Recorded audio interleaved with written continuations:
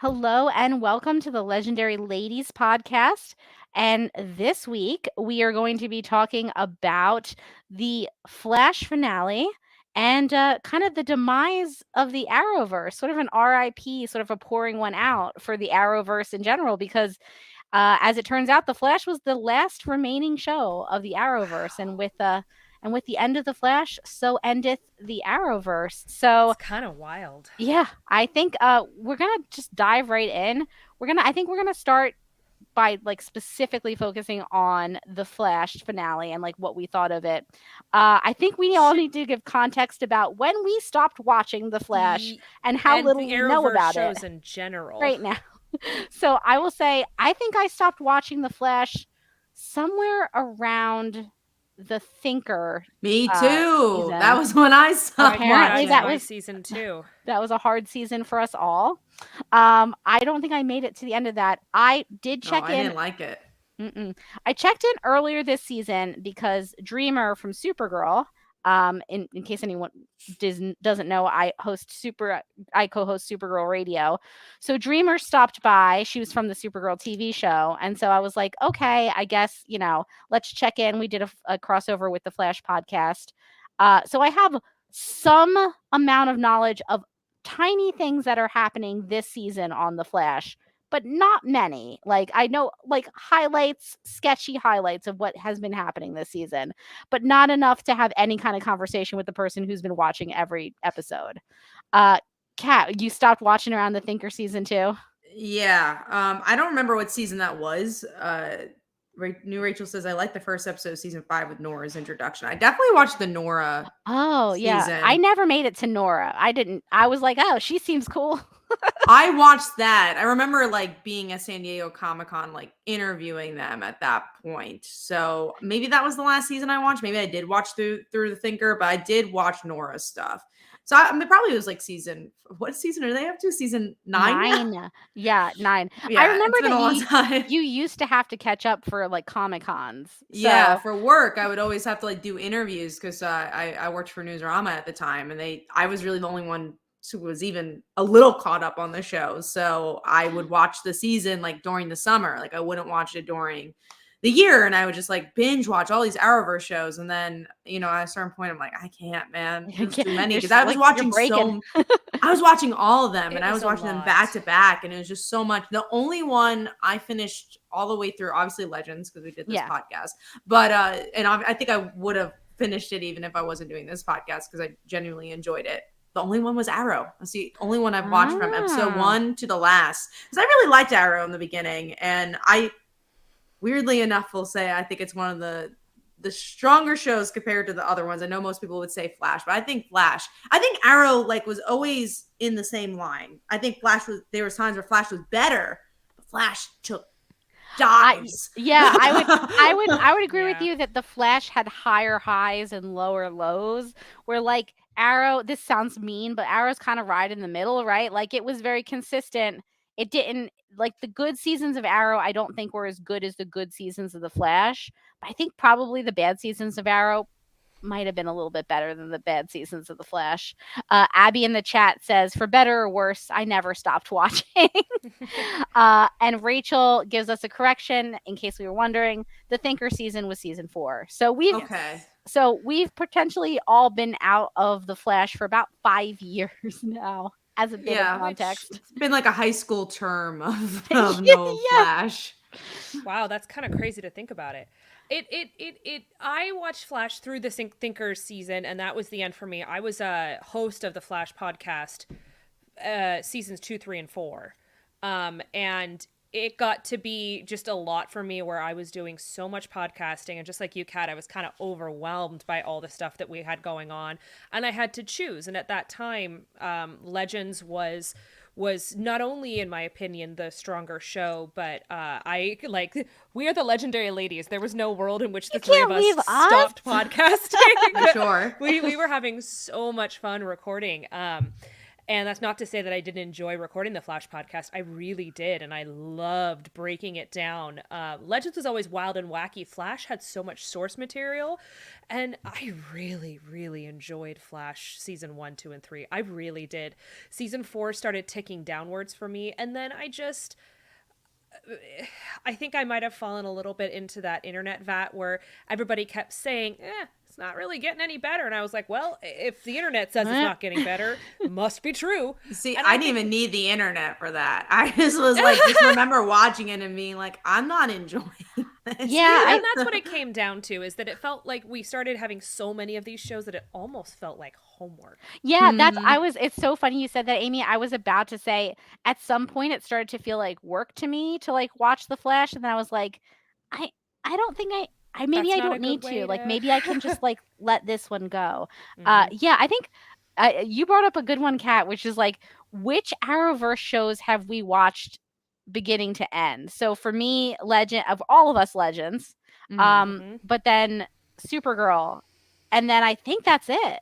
Supergirl, I For me, gave it's up, I think, only on the Legends. last season. Like, I Listen, watched most of Supergirl, but Kat, I listen, think that the was last the right season. choice. Supergirl was one of those ones where it's like, if I had not been podcasting about it, would I have made it through to the end of that show? I honestly can't say yes or no. You know there. when I stopped? Leviathan. I don't know when that was, but like, that's when it broke me. that was season 5. Season 5 was Okay. so bad, and then season 6 did not. We were all like, okay, they were a downswing, and they're gonna come back strong, and they came back medium, and then it kind of went towards the finale that included like random lizard people, I watched the unexplained lizard finale. people. Yeah, I watched the last episode out of What- context. I'm like, I bet that was amazing. Like I remember was weird. watching the beginning of that finale, thinking people who are coming back just to see how it ends, they must be so confused. I was very, very confused. Your cat is for loving sure. that chair, by the way, Amy. Very much. For those of you who are not watching the live stream, which you'll eventually be able to watch this live. We're going to be posting it on YouTube, and we'll post clips on Instagram and stuff. But if you're watching the live stream right now, you'll notice that I'm having a lot of fun with my cat, who's having a lot of fun with the desk chair. Abby in the chat says Amy's cat looking very majestic in the background there. Her name is Octavia. She is named after a CW character. So is the dog. His Beautiful. name is Rowan, also named after a CW character. The CW, how we mourn you. I think that kind of leads into the next question that we were all curious about. So the three of us have not seen The Flash in a hot sec. There's so many new characters. So many new characters. We all hopped into this finale. I was hoping it wasn't going to be quite as much of a leap for me as it was. I guess I wasn't planning on there being more new characters than old characters. Because you look at Legends. Well, now actually I have to think about it.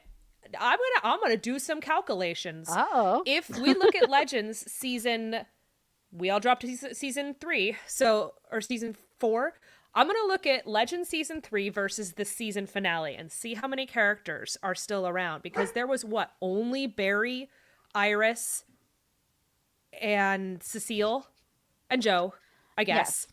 I think Joe And was from what I could understand, left the show, but like came back for like these episodes. That's I the don't think he's vibe. That's doing the this. vibe. Thank God, because that That's actor is sweet. so good. And then he proposed to sang. her. That was very sweet. Listen, if you're gonna have and Jesse L. Wells. Martin, He was around. he has to sing. So I guess it was half Oh and yeah, half. Wells. Yeah, So yeah, it half was. and half. Here's my question then for you guys: is did you step into this finale, and could you watch this finale, or was this the kind of finale where, understandably, there are a lot of shows that do it, where you need to have watched the final season to make it work?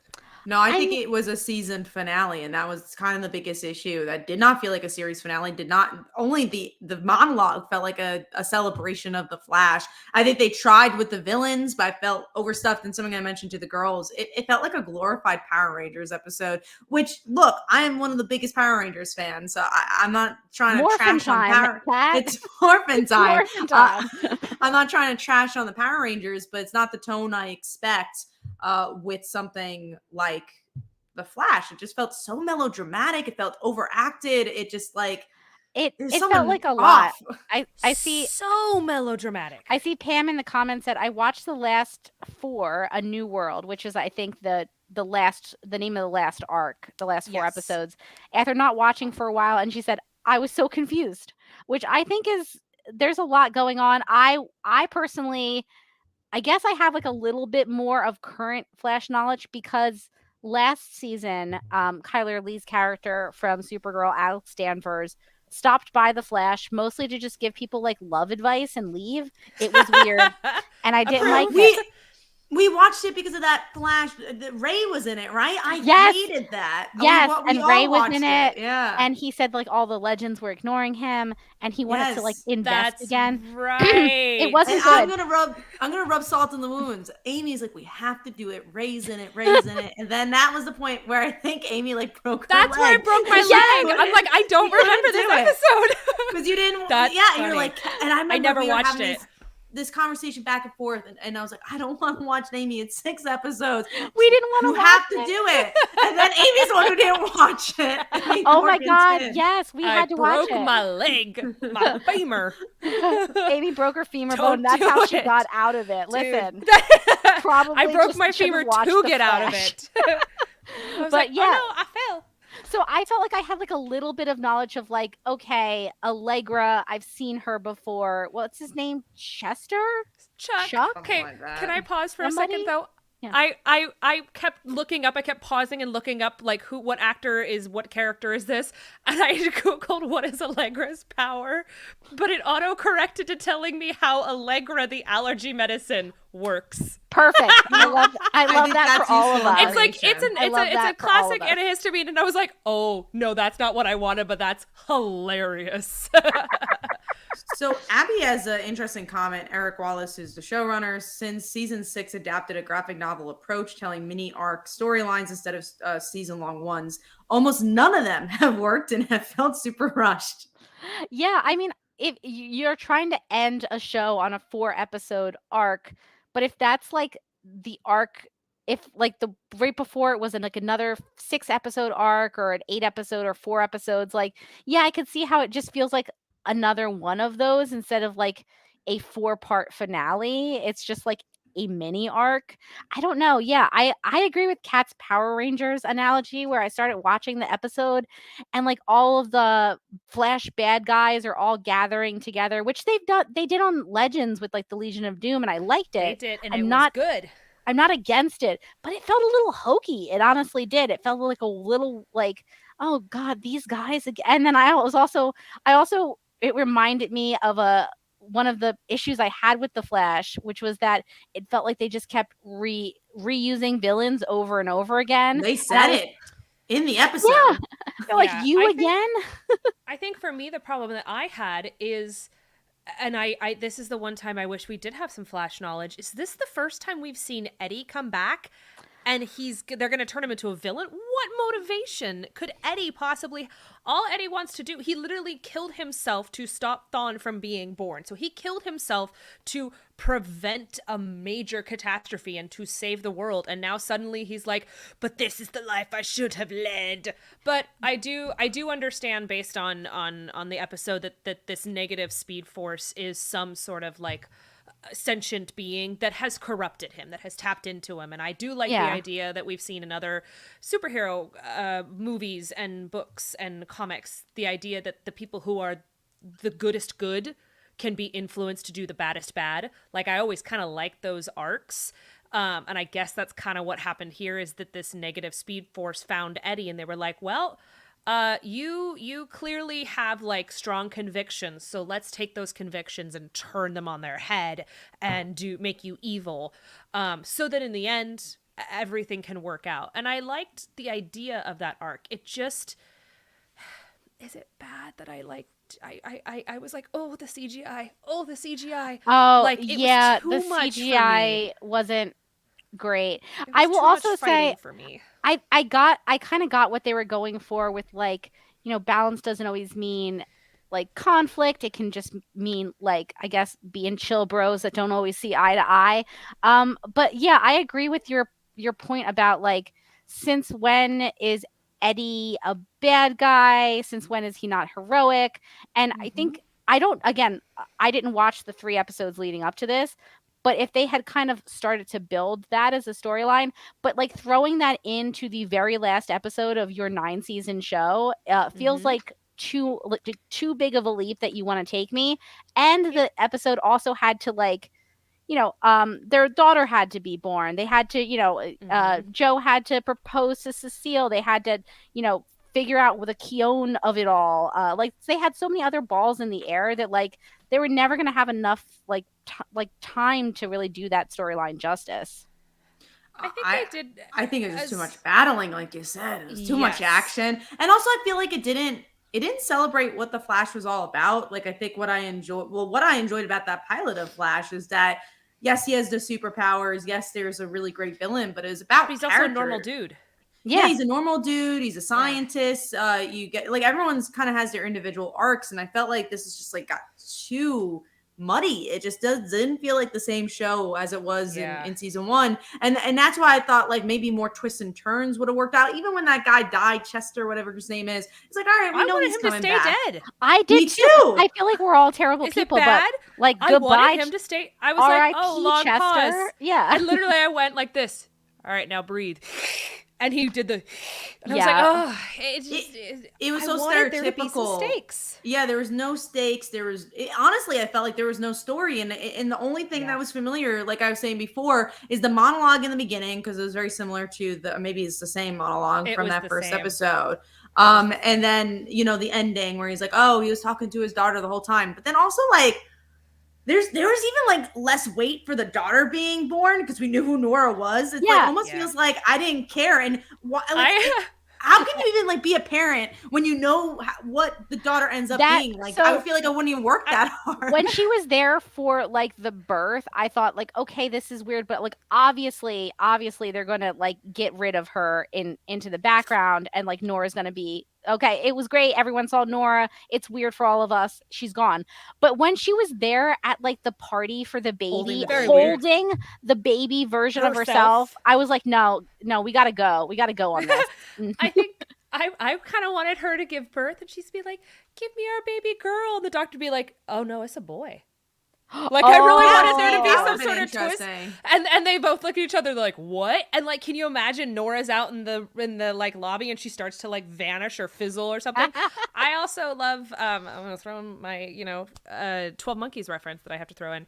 In 12 Monkeys, there's this concept of a paradox where if a past and a present or a past and a future character get too close to each other, literally they start to get like so painful that like they can't physically be in the same room, and if they touch each other they literally both explode. Whoa. So like I kind of I don't like the fact that they're so loosey-goosey with their time travel Nora rules. Yeah, it was very frustrating. I also I got annoyed too at like not only are there time travel rules like not absolute nonsense on this show, much like they were in Legends, but like they lampshaded it by being like, I probably shouldn't be here, should I? And everybody goes, LOL, no. And then she's holding baby version of herself in the next scene, and you're like, does anything matter? Does anything make sense? I'm very fond of Pammy in their chat, who said, I was hoping Amy would drop a mini time travel lesson. Yes, there is a mini time travel lesson in there, in that this time travel was weird. And I wanted to really quickly read Abby's comments because it gives a little bit of context on the Eddie stuff. So Abby says, we've only seen Eddie as a Speed Force construct talking to Barry, and then in a cameo spot when Nora and Bart traveled back in time in one episode. But this is the first we've seen Eddie since. Supplying the background, as she says, they were building Eddie up in the previous 3 episodes, but this again ended so abruptly and nothing felt earned. I think that realistically it just feels rushed, and it's unfortunate because I think we do wonder if to an extent we're not wondering, we know that this is a product of the sudden shift in CW, in that I'm sure they did not get the support that they were planning on for their final season. They probably did not get the timing. They had a shorter season. For all we know, they had planned on a longer season with a longer arc. Cisco didn't even show up in this. They could have maybe planned around that and gotten the schedule working out, because it was like stuff was going on that it's just like, maybe like I feel like there was behind the scenes stuff. Maybe Grant didn't even want to end the show. I don't know. Honestly, if I was in his shoes, I would want to end the show. I'm going to go out on a limb Grant's and ready to be a dad.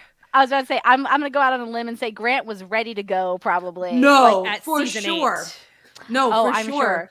but it's still interesting to see. Is like, would have it ended the way it should? And then also, like, they even in the articles they mentioned, like, yeah, it's just like kind of weird. This also means the Arrowverse is ending, but it's like also like, oh, that's just so strange. It Well, just so happens to be ending with us. another funny thing for me as somebody who like watched Supergirl and also podcasted about Supergirl, coming into this Flash episode was just going, oh, like they did the exact same thing that Supergirl did in that everybody has powers. Everybody is a superhero on Yeah. the show. Nobody is normal. Nobody is just a person. They did the same thing on Supergirl by at the end it was like how special is Supergirl if everybody has powers?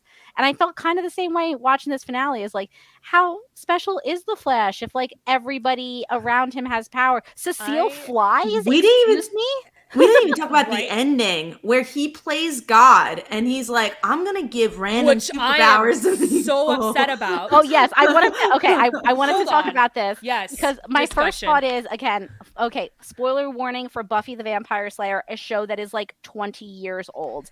I was like, are they really doing a Buffy? Are they really going to give everybody the power? And like, no, it was like 3 people who I Googled immediately afterwards, and they're all Flashes in the comics. But Yes. Oh it yeah, did they feel- are. They're known. it felt like a little characters. it felt a little strange. I mean, I kind of got where they were going with it, but like they did not lead up to that decision at all in any way. I think Well, and what also really those frustrated- characters, and those characters are big characters. Also, can I also actually state Jesse Chambers that they mentioned is Jesse Quick, who already existed in the show, like in the comics. What? Like Jesse That's Chambers, right. yeah, is the same character. So it's like they forgot they Fine. had this character for 2 seasons. Oh my god. And I liked that character too. I liked Jesse Yeah. Quick on the show. I Same think the person. thing that frustrates me about this is that there were multiple times in this show where a main character, a hero, or a villain is dealing with the fact that they have had powers thrust upon them when they are not ready for it. Like, I'm not gonna lie, someone decides to give me super speed right now. Yo, I got so much on my plate. Last thing I need to figure out is how to use my superpowers. Like, do I now feel obligated to go and save people with my superpowers? Or can I continue down the career path that I'm already on? It seems so counterintuitive to me that Barry, of all people, would, as you say, Kat, play God and force these powers upon somebody. Now, my understanding is that 2 of these 3 characters have been introduced in previous Flash episodes. And if there is evidence that those characters are like, yup, I wish I was a superhero, then that's They were a one different thing. character though. That's my biggest issue. Is like it was like they just utilized the name. It was they just kind of forgot Jesse Quick. Okay, because Jesse Quick in the show. Oh, which one are you talking about? One of them, the first 2, So not the third one. So Rachel has a Okay. question in the chat. She said, I thought Jesse Chambers was a different character introduced more recently than Jesse Quick. Technically in this show, you can say it is because Jesse Quick is one of the Wells' daughter, right? Which one of the Harrison Wells yeah. clones' daughter. So in this show, yes, but Jesse Chambers is also like in the comics.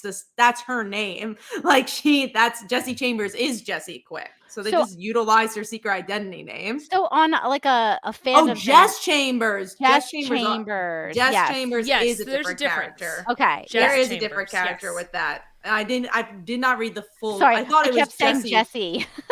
Yeah, I meant to say Jess. Jess Chambers. Yeah, that actually is a newer character. So forget what I said. So, you're like, please ignore. Could you imagine if they were just like, we've recast Jesse Quick? Well, that's what I thought was happening because the last name. So Jess Chambers is the child of Jesse Quick in the comics. So that's why. Because that's their last name. So that's why I was thinking, like, wait, was it Jesse Chambers no, that's that confusing. they said? That's confusing. Yes. But yeah, I agree to Amy's point where, like, again, I'm going to lean back on my Buffy reference because Buffy did something similar where, like, all the potential Slayers at the end of Buffy got Slayer powers. But there was a whole season that dealt with whether you think it was a good or bad season. It's kind of a medium season, but it had like the potential slayers in there, and like they were all training to do stuff, and the whole season was kind of about like, what if it wasn't just me? And so thematically, when that happens in the finale, it makes sense. Whereas this felt like just a random thing that they threw in at the end. Yes, it felt, and I think for me, what would have been even more meaningful is if, in doing so, Barry gave up his powers. I thought that was gonna happen. That's what I thought was happening. Yeah. I thought that was like, him at the very end. He's like, I am choosing to be a father now.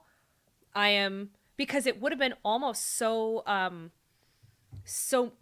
no pun intended, so meta, in that Grant Gustin is now a father and that Barry Allen being a father, and they both choose to take off the suit to become a father. Like, I thought that would have been really beautiful, and I'm really bummed that that moment didn't have enough meaning, and that it felt very against Barry Allen's character, especially for those of us who watched him at the beginning.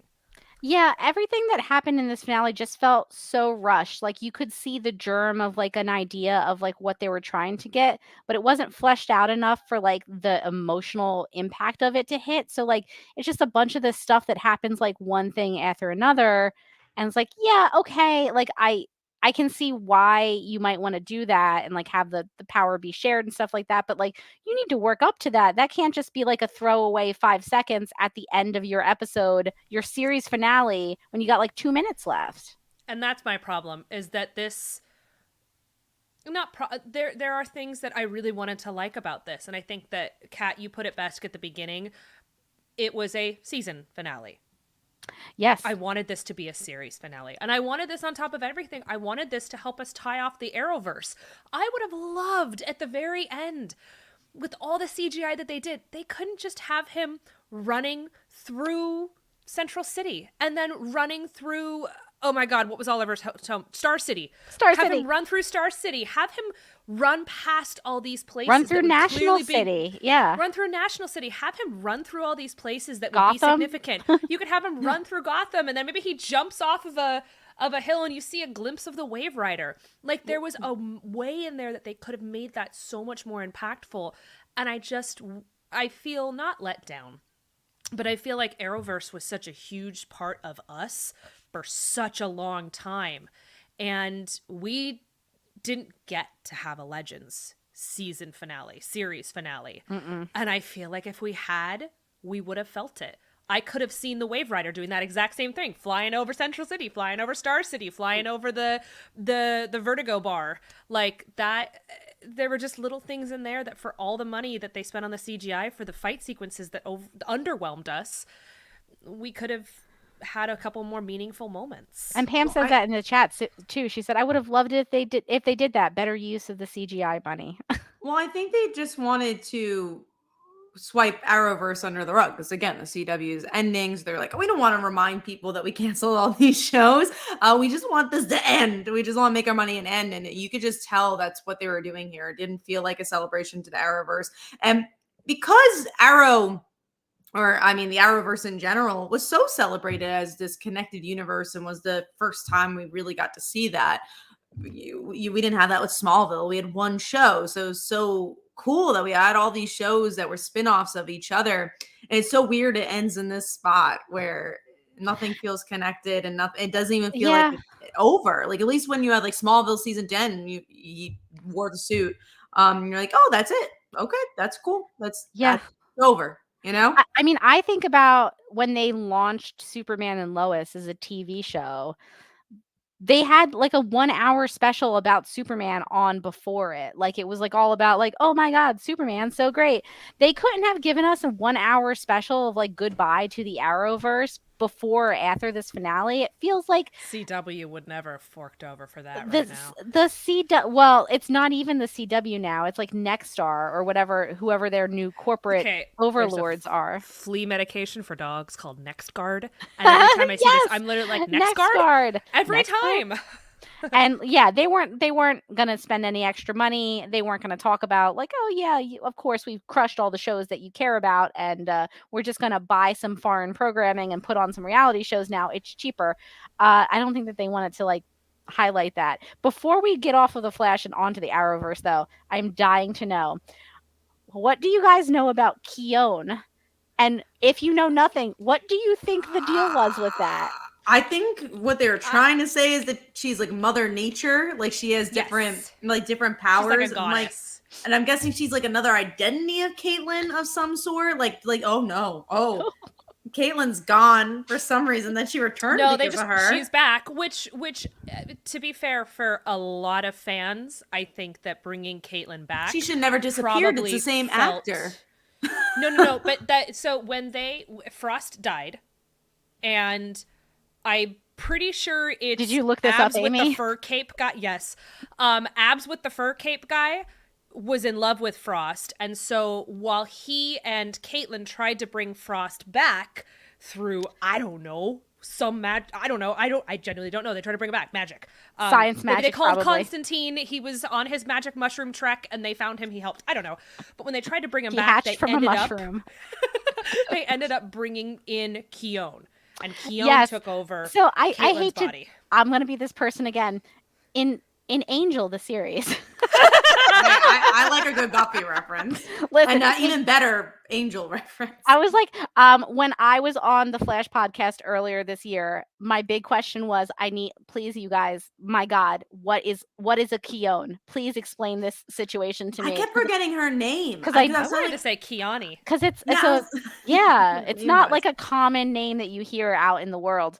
And they explained like the situation to me, and I was just like, okay, so they did like an Illyria with her, but like with no emotional heft. And they were like, yes. And I was like, okay, cool. And they were like, oh yeah, don't worry. I'm sure that Caitlin's going to come back by the end and this will have all been pointless. And it seems like that is the case. Like I struggle with like the whole concept of Keone, but also like, I want somebody to explain to me like what the purpose of that whole storyline was in terms of like character development or plot or literally anything.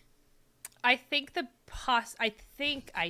don't quote me on this, I think it was to give Danielle Pennebaker the option to step out of episodes so she could direct.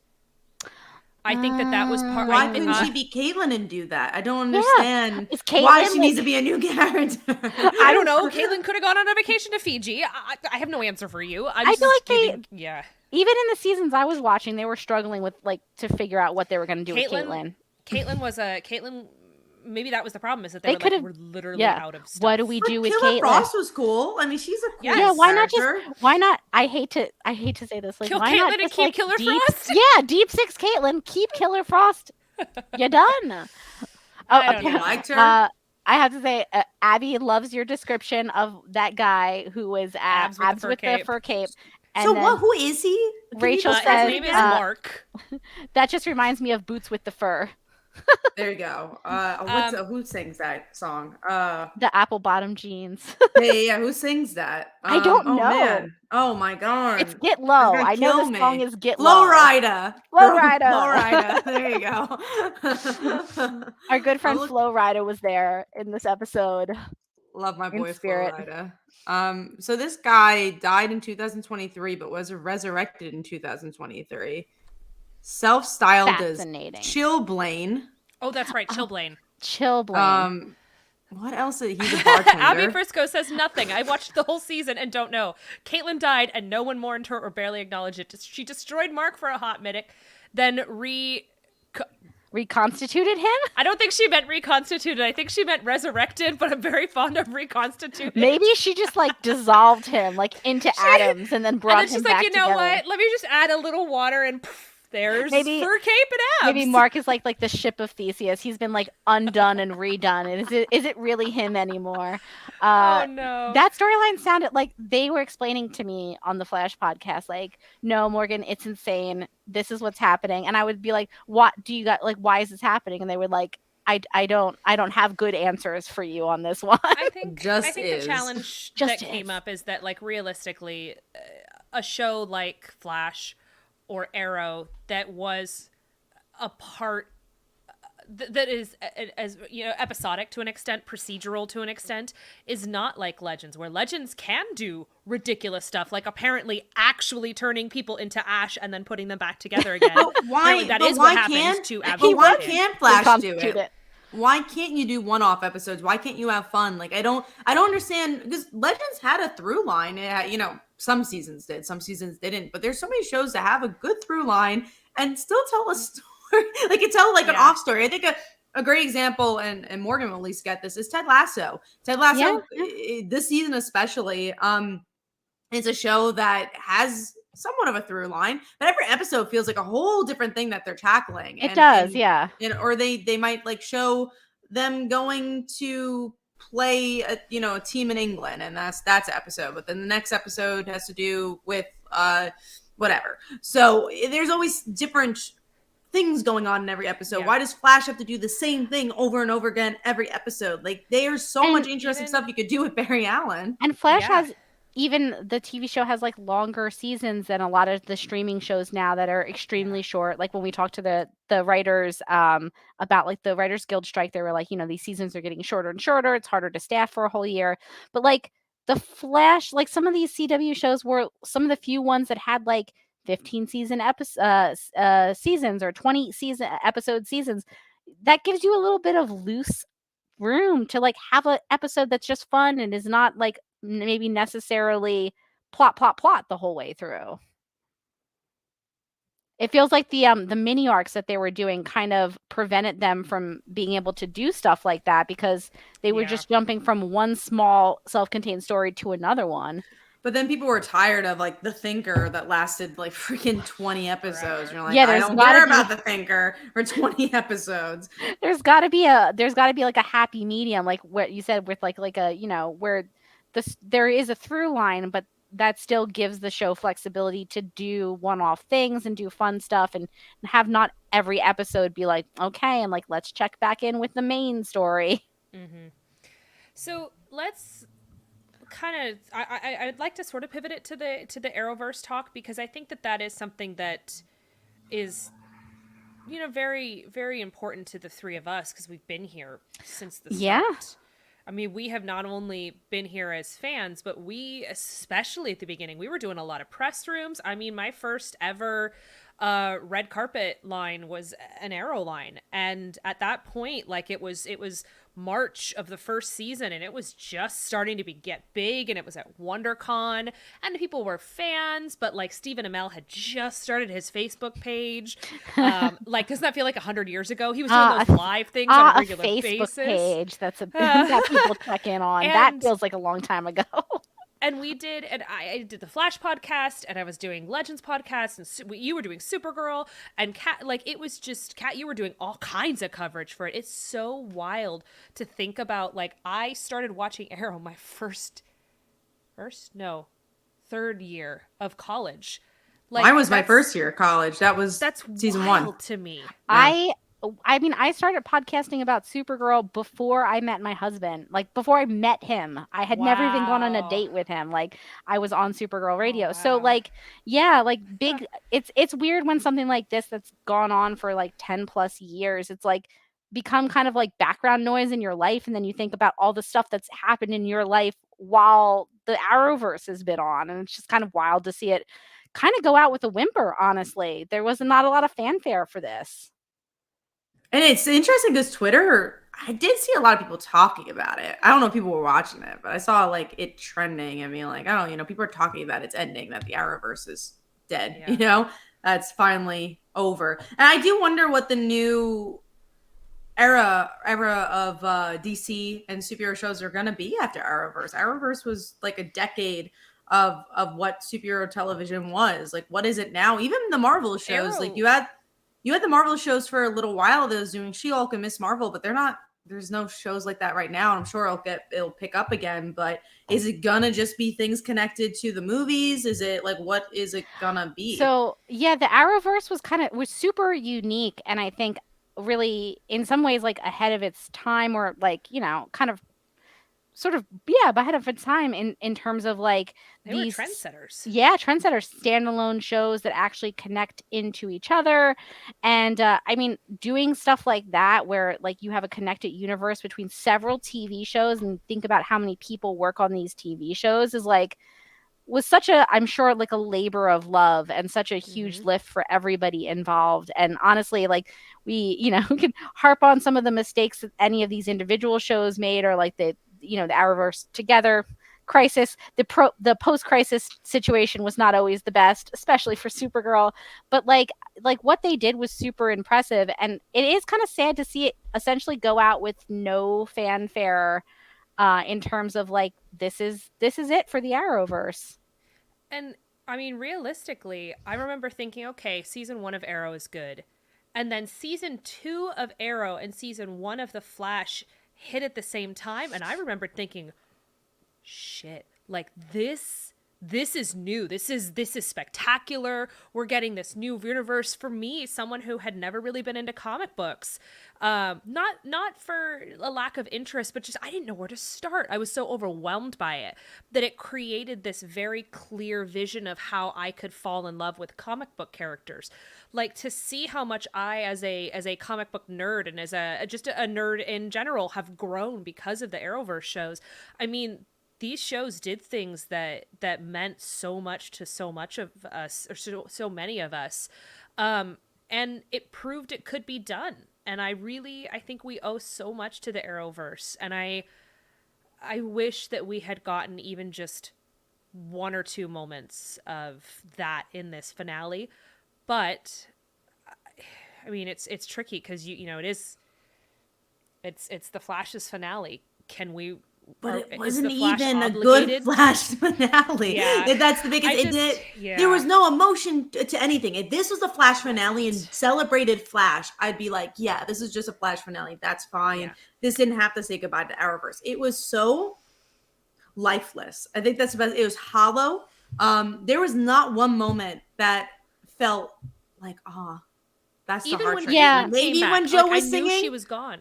Maybe maybe when Joe was singing, I would say that moment where they, and I will like, it worked for me, but it was cheap, where they flash back to a bunch of Barry and Iris moments with like sepia tone on top of it, and everything's fuzzy, and it's like a Saved by the Bell dream, and I was just like, I hate that this works for me because I see what you're doing, but it did work for me. It got me a little bit emotional. It hit me in the feelings a little bit. But yeah, I would agree. Other than that, everything felt like they had a list and they were just checking things off of a list. Well, we got to do this and we got to do that. And then I guess Keone's got to ascend or whatever. Something I'm really curious about is, and this is like almost going to a different topic, but I've just been seeing from yesterday, and obviously we did our Spider-Man talk a few weeks ago, but yesterday, people were talking about Across the Spider-Verse is the best animated movie ever. It's a masterpiece. Like, it's just so freaking good. It's like Hyped. I'm really excited about it. But my point being is, like, I'm almost ready to be emotional from that movie because they're saying, oh, it's sad, but it's also like great and blah, blah, blah. And it's just like, because I love Spider-Man, because I love comics so much, that's why I'm like ready. And you guys know I do not get emotional about anything. Like, I really don't. When Morgan got married, Amy was crying, and I was like, "Do you need to?" I was a full freaking puddle. You're not even down the aisle, and I am like, and Kat's like, okay. I was like, can I get your dress? Like, but yeah, I don't get like, emotional. I'm wearing one. That's it. No, but I don't get emotional about a lot of things, but I think when it connects to something you've been doing all your life or something you loved all your life, like Arrowverse, like we love these shows and it meant so much to us because we made this friendship. There's so much to happen in our lives because of these shows. You would think it would kind of hit the heartstrings a little bit and be like, wow, this is over. And I wanted that moment. Like, I'm expecting for Spider-Verse. I'm already warning everybody. Like, I think I'm gonna like be cheering. I'm gonna be like feeling something when I watch that movie. I hope. Like, obviously, I hope it ends up doing that. But I wanted to feel that same love for the Arrowverse because the reason Spider-Man's so important to me is because I've lived it all my life. I've read these comics and it's finally on screen. And with Arrowverse, it's like, oh, this is the end of something like that was so big and so huge and so big for superheroes that who would have imagined? Like, I remember back in the day when Smallville was doing its thing, where there was always podcasts saying, when's the Justice League movie? When's that happening? And you know, when we gonna see these DC heroes together? Yeah. And then we get TV shows on a weekly basis where that was happening. And it was this kind of golden age for superheroes in that regard. And also when you go to San Diego and how big and huge it was for people and like the audience members and remember people fell in love with comics. Night that That's what I was talking about. That was the what panel. A party. Yeah, that panel was crazy where they had every Arrowverse show on stage. Like it was so important, and I feel like it just went out. I mean, and being important. Think about how crazy those crossovers that they would do, like for a while, one a year, and they were so ambitious, and like some of them were great and some of them were medium, but like you were always excited about like what are they going to do for the crossover? Who's going to get to be in it? Will anyone from Legends get to be in it? Like the things that they did were so, you know, they really did like a lot of work in this like TV universe, and just it is kind of sad to see like they couldn't have put together like a special about the Arrowverse or something. It was interesting too. Oh, go on.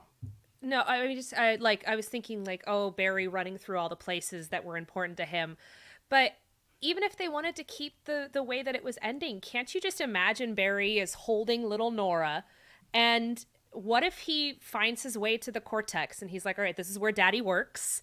And I can just imagine, what if he had a beautiful wall with photos of him and Oliver, and like they're playing on the Wave Rider, and it's just one of those like slow pans where it looks at all the stories of all the shows, like even just a 45 to 1 minute video collage of that, where he's like, these are the stories that we had and these are the adventures, and we're going to have adventures of our own.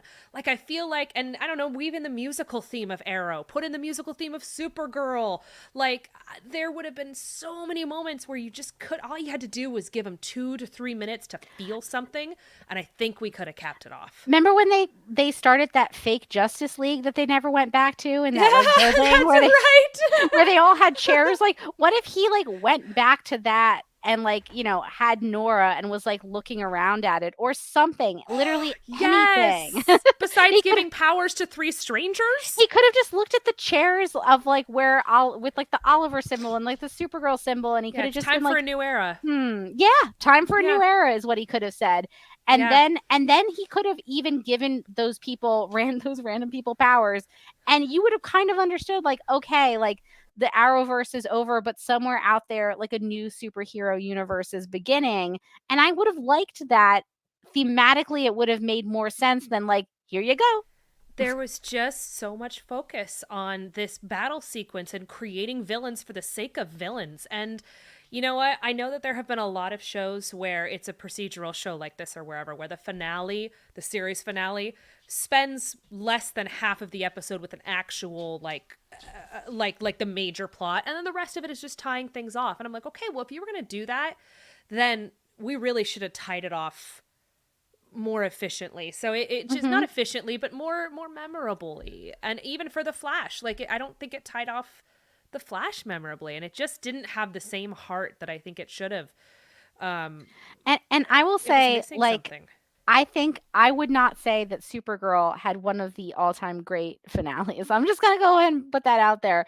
It's not gonna be in the history books, but I will say that like the finale did focus on Kara as a character and like what she had kind of been through and like what she was gonna do next, and like we had that focus on her of like, who do I want to be and like what do I want next? And I did not feel that from Barry. Really, I didn't. I wanted to feel that about like thinking about where he was as a character and where he's going to go once the end credits roll. And like, yeah, it's great that he's got a daughter, but like he literally just talked to his daughter as like an adult woman. So that's not super emotional to me right now. Like, oh, who could this baby become? We know. Exactly. Like there she is and she's holding herself. But also, do you feel like and it's not, I don't know what the actors were feeling, but like there just didn't feel like there was hurt into it. Like there was something that felt Tired. missing where Yeah. tired. They Yeah. looked I just so felt like tired. it was just they just seemed like, yeah, no, it's good that it's over. Like I think, and again, I don't remember Arrow as well for the finale, but I remember feeling like, oh, they feel emotional about it ending. And even like the press for it. This just feels like, yeah, it's ending. It feels All weird right. to They're just say, like, tired. yeah, the only emotion, like the only way I can think to describe it is it felt flat. It Yeah. just felt It like felt tired.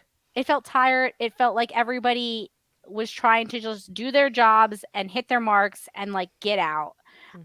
Which, you know, obviously I like the cast of The Flash. I think they're all good actors, especially Grant Gustin, I think is great. I think Yeah. Candace Patton is great. But yeah, everybody just kind of felt there were moments, but like that's it. Yeah. Even Legends didn't get a real series finale, and their unintentional series finale had a more emotional depth than this one did. And, you know, a product of that is the characters. Product of that is the character trait. Like, what more growth? And maybe this was the problem. Maybe maybe Barry, in being such a good character and in having 9 seasons, he was out of character conflict. He was out of character growth potential. So they had to create one. They had to create this facsimile of Barry not wanting the coexist thing, which, by the way, slightly triggered me because in my workplace right now, one of the big themes about conservation in the Africa Savannah Hub is to coexist wildlife and humanity. And literally at one point I was like, that was well written. I'm going to write that down. And I was like, did they take this from my training manual? Like, it was almost word for word how we're training new guides. I'm just going to throw, like, watch the Flash season finale and it will make sense. As Keown once said. And like the idea of that, like, you know, they're trying to find a Barry having some sort of flaw, but I wish that there had been, maybe it didn't have to be Barry. Maybe it was someone else. Maybe they could have had someone else having the trouble. But I don't know. It just I think we're harping over and over on the same concept, is that we just didn't feel anything. It's not just us, because Abby in the chat says, I felt nothing watching the finale. And The Flash used to be one of my absolute favorites in the early seasons. And the Arrowverse has been so prevalent in my life, but I seriously felt nothing. And I think I think it was missing that connection, that like human connection, that emotional connection, that connection to the characters. It was hitting story beats and it was getting us in and it was getting us out. But there was nothing that you could hook onto on like an emotional level of like, man, that was a great Barry moment or something, you know? Like Iris spent the whole episode just like giving birth. She like was barely in it. Nothing about her journalism. I mean, they do drop at the end that she had just won a Pulitzer, which they talked without about actually seeing any of the journalism work in this episode. Yeah, which they talked about in the episode with Dreamer, actually, because she found out that like whatever article she was working on, because they always know the future, was the article that she was going to win the Pulitzer for, and she was like feeling conflicted about her like professional life. So it seems like the season did do some stuff with her and her investigative journalism and all of that. But yeah, I mean, it's always kind of a bummer to see an active female character, and it's the last episode of the show, and she spends the entire thing giving birth. Which, to be fair, that is a superpower. It's like, you go, girl. Yeah, Even if the doctor did give her a very specific timeline, which we were talking about beforehand, because if you listen to our show back when we were talking about Legends, we have our own gynecologist, Fiona. We do. We have our on-call gynecologist, Fiona. And I was literally watching this, I'm like, I feel like Fiona's going to be like, no, they cannot literally say, you're going to have that baby in an hour, yo. Don't worry, like, in an hour. The doctor's like, it's going to be an hour. And I was like, Did you AI program this? Like, what's going on? Did the doctor talk to Nora outside? And Nora was like, listen, what time did you give birth? Oh God, that would have been hilarious. If I want to know all my star signs and zodiac signs, Yeah. and, I need to know the birth. I need to know my exact birth time, mom. Nothing important for no specific reason, but younger you is going to really appreciate this information. That would have been funny. That would have been like, she's like, oh no, it's not due for another hour. How do you know? My daughter told me. Like, Yeah, that would have been exactly. hilarious. That would have been like, I feel like they did kind of miss some comedy. Like they did talk about like Nora holding Nora being weird, but like I feel like they did miss some comedy opportunities there of Yeah. Nora being like, I'll just like when Barry had to like run out, like, oh, don't worry, like I'm not coming for like another hour, like another 2 hours. And what happened to the comedy? That was like one of the big things about Yeah. Flash, and like what made it That's a different good from point. Arrow's. Arrow And was Barry's very serious. quirkiness. Yeah, Yeah. quirky. He was funny, and I was like, all right, what? There was really Nora was the funniest person in this episode. Yeah. Yeah. I I was think expecting that's when Cecile threw the pillow down for Joe to kneel on, which was funny. I thought she was going to go and get the ring herself and be like, no, you took too long, so today I was going to propose to you. I thought I would have so loved too. that double proposal. I thought that would have been cute. I That would've literally been thought really that cute. was gonna happen. Yeah. And then it didn't. I was like, whatever. Yeah, I feel like for me the joy came into that episode at the very end during like the party scene. And honestly, a lot of it was Joe. Like Thanks, when he's Joe. on screen, he just has like that presence about him. He just is like, seems like it's a happier character. He's an emotional character. So like him talking to Iris about like, you're not a little girl anymore. That scene actually got me and like it hit me in the feelings where I was like, oh, like Iris is a mom now, and like she'll always be Joe's baby girl. Like that was the kind of emotion I was hoping to see throughout the whole episode, and we got it in like little drips and drabs here and there, but like not enough to justify this being a series finale. I mean, And I think, go ahead. yeah, I was gonna say for like the Arrowverse aspect of it, like I think we talked about like a couple of different ways that they could have looped without like bringing people in, busting Yeah. budgets, like paying for actors.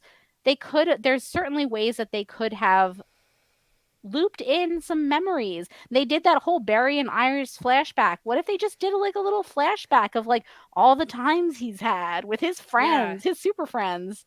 Or even if the speech he gave to her was like, you're going to have challenges, but there's always going to be people there for you. Sometimes you're going to have to do the hard things just to protect the people you love. Like there were some bits in there where I feel like they could have just pulled from a real cheesy, like they could, if they were going to go cheese, they could have gone full cheese. There was so much potential, but it felt so tired. And I do sort of mourn that the Arrowverse is over, but at the same time, is it really weird that for me, to an extent, it feels like it's not? Because we never got a finale for Legends. Because we never got a finale for Legends, there's always a part of me that's like, you know what, though? There's an unfinished story out there. There is still a story to be told, and as wild and crazy and wacky as it sounds, there's still part of me that's like, someday they're totally going to publish a graphic novel. They're totally going to do something to wrap this up, and that will be the end of the Arrowverse. Like, there is, like, Legends almost gives me hope, where I'm like, well, all our characters are still in jail. So yeah, that's at true. some point, like they're all in jail, which would have also been hilarious. Like just, I don't know, something like floats down from the air and it's just a little note that's just like, hi, would you like to take a collect call from the Time Vault jail? Barry's like, where are you guys, Sarah? Like there's just a whole bunch of, to me, there is still a little bit of the Arrowverse left, and I think a part of that is that we're just, we fell in love with these shows and we fell in love with these characters, and it's gonna stick with us. There's not a whole lot we can do to get rid of that. But also, we live in a world of nostalgia, so that's why I'm always like, oh man, like, oh yeah, this is the end. Yeah, right. These characters, like Oliver came back. He's dead, and he came back 2 years later, however long later. And then we have this Flash movie coming out that has Michael Keaton in it. Like we're gonna see them again. That's and true. I think It's that's so funny. why I think there is no Abby end. mentioned earlier in the chat. If there's anything I would recommend you watch from this season, it's episodes 9 and 10. 9 was Stephen Amell's return, and 10 was apparently fully Barry's episode and did an incredible full circle moment. And that's, I mean, I wish that they had put that into the finale, obviously. Yeah, I agree. I think that I would have appreciated that more. Is there anything else you guys want to bring up? We have some fan feedback. I think that maybe we want to share because you had put out, Morgan, a request for people to send us their Flash finale thoughts. I did, yeah, and I can read some of those if I can find them. Um, let me see. Brian Shufo at Enemy of the Shoe said, I almost stopped watching when Chuck came back to life with the huge gasp trope for no apparent reason. Thank you. He was electrocuted by Reverse Flash. There is no way he should have. Well, okay, and they were like, "You have black hole powers," and I was like, "They gave him some justification for why that was happening." He was the only one who didn't have powers, and they're like, "Just kidding, you got him." LOL, never mind. Yeah, it's a Supergirl thing did the same thing where it's like you're not allowed to not have powers. Even if your power is being a billionaire, you have to be a witch also. Like it's just not it's not so happening. At Enemy of the Shoe also said a conscious attempt to focus on the positive. The handling of the Jay Garrick Flash was much appreciated. My favorite run of the Flash in the comics was when Jay was a mentor of Wally in the 90s. I think the TV writers successfully transferred that to Barry. I would agree. I liked that moment a lot. At Mark HBPWM. Can I also ask a question? Mm-hmm. Is Nora the mom alive? Because I think I saw her at the end. No. There was an actress. There was an actress who was this woman. Yeah, I think his dad has just moved on. And that wasn't Nora? I think his dad just be dating again. I do recall that at one point, Jay Garrick from a universe does marry a Nora from a universe. But that was the actress, right? I think so. Let me look it up. Okay, let's look up. You look that up. Yeah. Did that happen earlier in this show? You look that up, Kat. Morgan, what else does Brian say? At Mark HBPWM says it was solid. I'm glad they made a deliberate effort to clean up remaining loose ends, even if there is still no explanation for why Caitlin was reborn as Mother Nature in the first place. I do wish they had done an end of the CW-verse special to follow it, though. And then our friend Abby tweeted us as well at Abby Frisco, who says, I will try my hardest to be there for the live. The spoiler to my feelings after watching the show for 9 years, I had a similar reaction to this finale as I did to watching Teen Wolf, the movie. So that is that actress. It's the same actress? Yeah, she's in multiple episodes. She's in 10, 11, 12, and 13. Wait, so there must have been a story there, I would assume? No, I think Amy was right. That Joan Garrick is that actress as well. So in the first season, that actress plays Nora Allen, but in somewhere in the timeline, she's the wife of Jay. Okay. But it's the same actress. I accept that happened and that, sure. Okay. I'm sure there's maybe a more explanation. Abby says, no, that was Joan Jay Garrick's wife, played by the same actress. Sure. Not confusing to us who haven't watched in a little while at all. No, for me, I didn't even notice it. I was just like, good for him finding somebody. We also had some feedback from our Will They, Won't They episode. Which I will read now. Even though she was not on. Even though I wasn't on. Actually, the first bit of feedback is from me.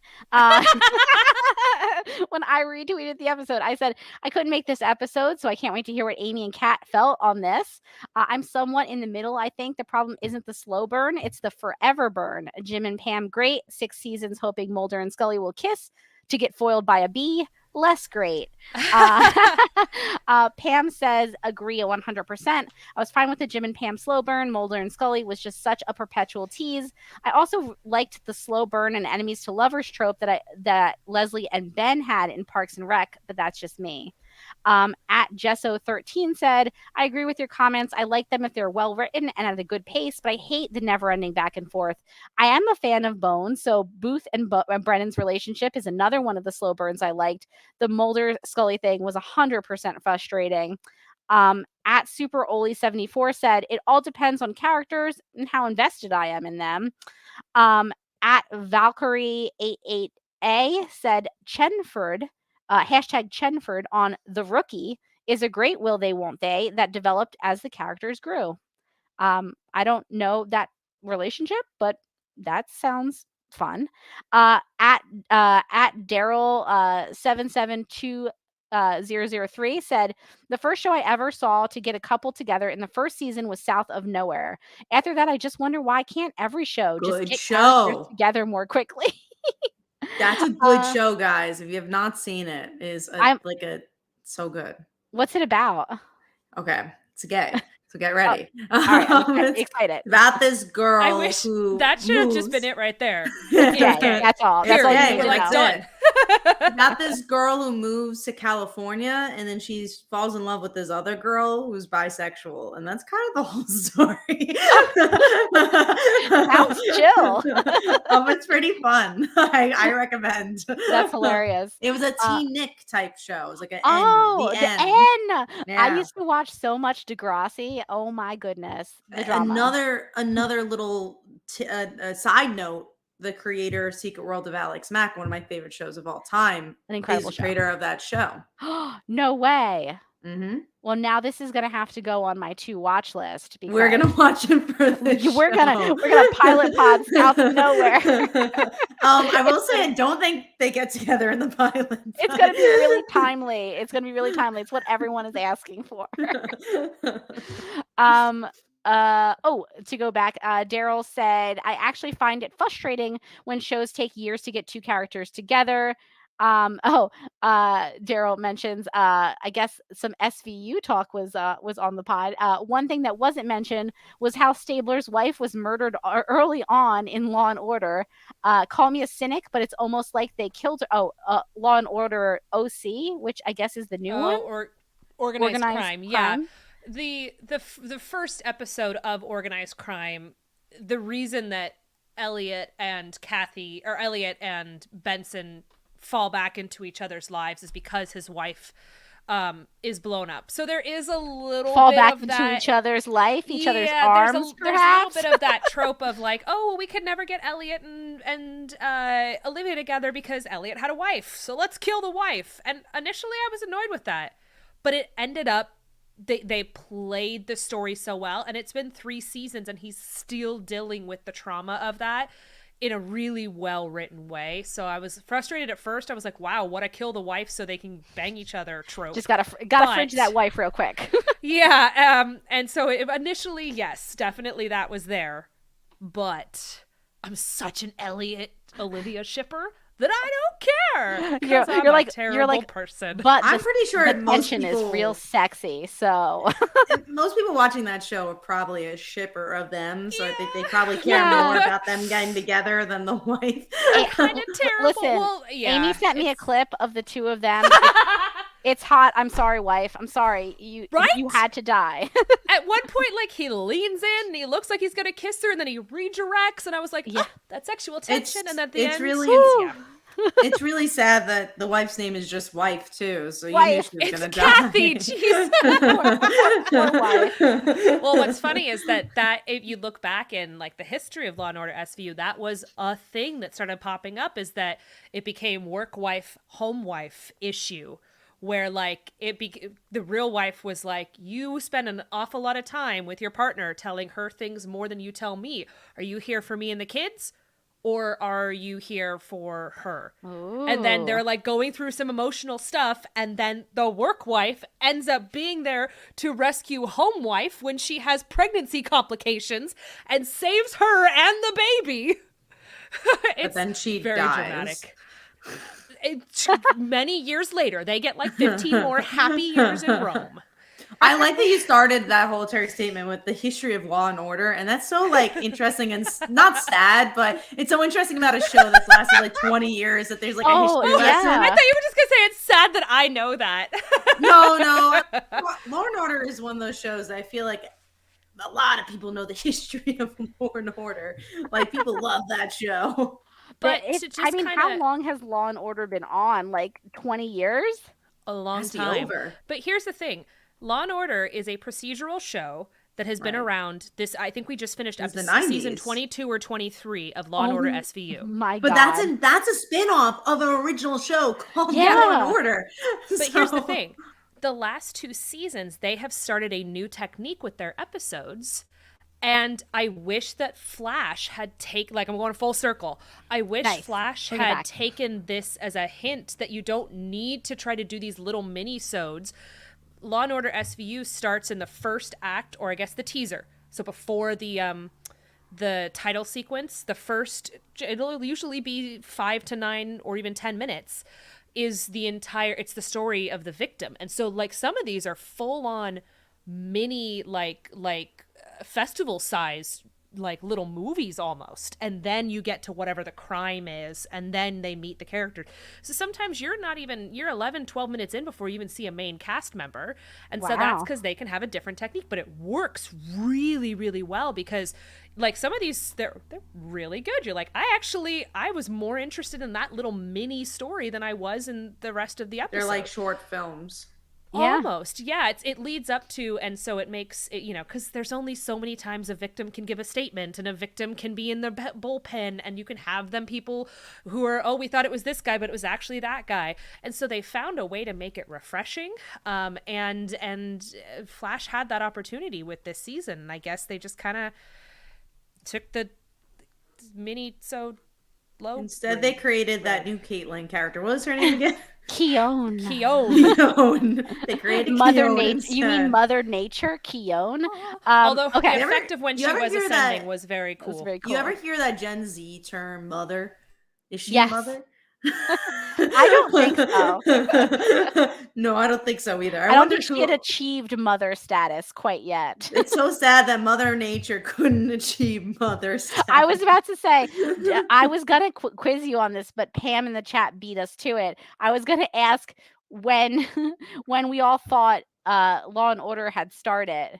And I it's wasn't even born. September 13th, 1990. So 2 of the Wasn't people on this podcast were not born yet when Law and Order started. And I was 4. That's So crazy. it's wild. Going back to our feedback, Daryl at the end of his comment said, "Call me a cynic, but it's almost like they killed her off to make Stabler and Benson happen more easily in the future." We all know that. Listen, she died for sexiness. We all have to make sacrifices. Sorry. Sorry. At Zandani said, "I do like will they won't they drama until it becomes the X-Files, and I just want to rage because it's been 20 years. All things in moderation. Do stretch it out to the point, but don't stretch it out to the point that it doesn't make sense anymore." And then our good friend Fiona at Dr. D in the house said, "Personally, I like a little tension or will they won't they for a season or 2, but then I prefer them they keep them together and find the tension elsewhere. If relationships are on off for too long, I eventually lose interest. Although I did survive 7 years waiting for Josh and Donna to happen on the West Wing." Okay, do they actually have? I had to look that up because I forgot about the West Wing. That one got me. That annoyed me. That was too much. I was so annoyed. I've never seen it. At a Also, certain point, apparently, Donna, because I was going back and like found old like articles, archived articles from back in the day, and apparently TV like Guide. everybody hated Donna, and I What? was really surprised. I thought she was entertaining, but apparently, the people that watched West Wing in that time, who didn't have Twitter. Or Facebook, I was gonna say, imagine Ah. if Twitter existed. Yeah, they did not like Donna. She They was would the have been dumb like, blonde. and They hashtag didn't like the fact that she was the dumb anti-Donna. blonde. Yeah. Anywho. At Enemy of the Shoe said, "I still like that storyline if done well. Brooklyn Nine-Nine, Frasier. The stories get better after they get together. If done poorly, Cheers, Friends. It can drag the show down, especially if the story has to break them up again." Yes, the infamous "we were on a break" was just a way to, break up characters that people had waited to get together for seasons. They did that like same thing on like How I Met Your Mother. They got like Robin and Barney together and then broke them up like almost immediately. A lot of these shows did that like constantly. They were like, "Oh no, we can't have them together. The tension will be gone." And finally, Mark Bickford said, honestly, if I'm watching a superhero show, I'm there to watch heroes defeat villains, not for stupid character relationship drama of any type. We had 3 seasons of, let's just say that he said tension on The Flash before Barry and Iris got together. The only upside is that Patty and Linda were hot. So the interim characters that were keeping them apart were pretty. So that made it a little bit better for Mark. But yeah, I mean, sometimes it's like, I can see where you're going, especially, I would say, especially on shows like The Flash, where like they're literally a very popular canon couple in the comics. Like, it's not a That mystery where they're going to frustrates me. end up, you know? Yeah, there's Like, no will they just won't get they. there. Just get there. It's they will, but when? And But I don't when? like the they will, but whens. But when Unless is the it's like question. Bridgerton, because that's Ooh, a yes, that's they true. will, but when. But we know it's happening this season. Exactly. That's It's like very different. Bridgerton is more like a romance novel where like you start at the beginning, you know they're going to end Yes, up it by the is. end, and it's going to be some steamy middle parts. Yes. See, this is what happened. It was a very interesting episode without you, Morgan, because it was just Kat and me on opposite ends of the spectrum. Interesting. But it actually ended up being a very interesting episode because we talked about how TikTok and Instagram Reels, you know how they have the moment where you see the people about to kiss and you're like, hot damn, I gotta go watch that show because that looks hot. Exactly. Like, we were talking about how TikTok and Instagram Reels specifically, who are now targeting me, a person who loves romance novels and fairy romance novels, it discovers you're like, oh, you like romantic stuff? Hold your horses. And it's algorithming it for me. And now I'm going to go watch this show that I have no interest in because I just want to see tension. Like, the TikTok's algorithm marketing it. The algorithm has shown me tension, and now I'm in. Now I'm in. Oh, it's so good. Must Anywho, watch. I think that's the feedback we And got. that was all of our feedback. But thank you all for letting us know your thoughts on the Flash finale and will they, won't theys, and keep that feedback coming. Obviously, you can tweet us at legends_podcast, or you can email us at the legendaryladies@gmail.com. I had to think about that for a second, which is why it ended in a question mark. You can also It was a us strong on- question mark. Thank you. Thank you. You can also follow us on Patreon. You can be a Patreon exclusive listener and join us live like Pammy and Rachel did today if you're a legendary listener level. It is patreon.com/thelegendaryladies. We're going to be revamping some levels and adding some perks coming up here. So stay tuned. And cool things are coming. Yeah, I think let's go around and see what everybody's up to. Kat, how's what? I'm sure you have What a Kickstarter. Kickstarter How are is you it doing? What Kickstarter is going on? Rainbow Canvas. If you guys like wholesome BL and GL relationships, queer relationships from Webtoon, check it out. There's original stories in this comic that you could only read there. It's already funded. We're halfway through the campaign and doing well. So hopefully, guys could go check that one out. Amy, what about you? You guys can find me on Instagram at Amy_hip, Amy_HYP. And you can also find me playing Lady Macbeth in Macbeth here in San Diego coming up in just a couple of weeks. Oh my God. It is in Escondido near the San Diego Zoo Safari Park. And it is from June 16th through July 1st. Come see it and enjoy Shakespeare under the stars. Ooh, that's exciting. I wish I lived closer so I could actually see it. I know. If anyone is interested at some point, I'm going to be putting up my Amazon wish list for makeup stuff that I am pretty needy on. So those of you who cannot make it, if you feel like supporting a starving artist, you can, I don't know, buy me a lipstick on Amazon. It's weird stuff. It's like, those the under eye things that all the celebrities wear. Oh, I love those. They actually work. It's They do that work. and mascara and certain specific bobby pins. It's very Amy, have you gotten stuff. into the full face Korean No. face? Oh my God, But Amy, apparently you have they're to do really it. good. They're so good. It's my favorite thing. My favorite thing is to put them on, and then I'll put one of those cozy jazz things on the on the YouTube, and I'll just relax listening to a true crime podcast. So everything is really weird And then Mike will come in and there'll be like something cozy on the background, like falling snow in a cafe. And he'll hear like, and then she was viciously murdered. And then I'll turn around and I have like a full face mask on. Like I look like a serial killer and I'll just go, ah. You know what? I think for our next Patreon exclusive, we're going to do a Patreon whilst doing like some sort of spa day for all of us. I don't know what we're doing. So terrifying. I'll be painting my nails and I have that on. You've got that on. And Kat, I don't know. Maybe we should do a whole thing of trying different Korean face masks. Oh my God. I'm so down. I'm so in. Might be sick for that episode. We'll see. Oh my God, Morgan, this will be yours and my episode. Yes, we will try. Oh my God, this is happening. This is happening. I wonder what that sounds like on a podcast. I don't know. It's just video exclusive. Only just video like my exclusive. face is tingling. I don't know. We will talk about maybe we'll talk about our favorite romance novels. Yes, maybe we talk romance novels while wearing. That's a Patreon episode. Yeah, I think that's definitely a Patreon episode. It's gonna be terrifying for everyone watching with the video on because they're gonna be like, oh my God, they look like murderers. Yeah, I don't know if the main feed can handle that. They can't. Well, there it is, everyone. Welcome to the next level of Patreon. It's not just the legendary listeners; it's the legendary listener spa day. I don't know. Spa day. Join us. Put on your own face mask if you want. If you've got a recommendation for Korean face masks that work for sensitive skin, please send it my way.